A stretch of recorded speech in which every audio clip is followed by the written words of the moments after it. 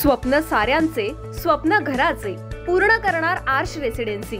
Neral railway station पासून हाकेच्या अंतरावर सुरू असलेला गृहप्रकल्प, दर्जेदार बांधकाम, अत्याधुनिक सुविधा, उत्तम कनेक्टिव्हिटी, निसर्गाच्या कुशीत पर्यावरणपूरक गृहप्रकल्प म्हणजे आर्श रेसिडेन्सी। आपले स्वप्न साकारण्यासाठी आजच घर बुक करा आर्श रेसिडेन्सी नेरळ मध्ये।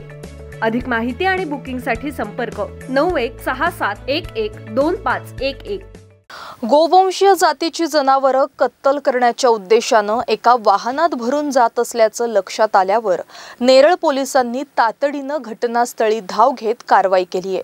नेरळ पूर्व परिसरातील साई मंदिर ते पेशवाई मार्गे दामत रस्त्यावर नेरळ पोलिसांनी ही कारवाई करत वाहन ताब्यात घेतलं असून यामध्ये त्रासदायक अवस्थेत 3 गोवंशीय जनावरं पोलिसांना सापडून आली आहेत। यामध्ये नेरळ पोलिसांनी दामत गावातील 35 वर्षीय याकूब रफिक आढाळ यावर गुन्हा दाखल केलाय।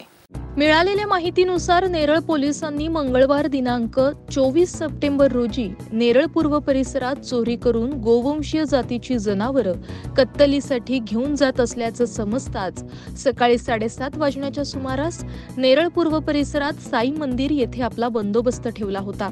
यावेळी एक सफेद रंगाचा मॅक्सिमो मॉडेलचा टेम्पो संशयग्रस्त अवस्थेत असल्यानं त्या टेम्पो चालकाला पोलिसांनी थांबवण्यासाठी प्रयत्न केले, परंतु चालकानं भरधाव वेगात वाहन साई मंदिर पेशवाई मार्गे दामत दिशेनं घेऊन जात असताना नेरळ पोलिसांनी त्याला पकडलं।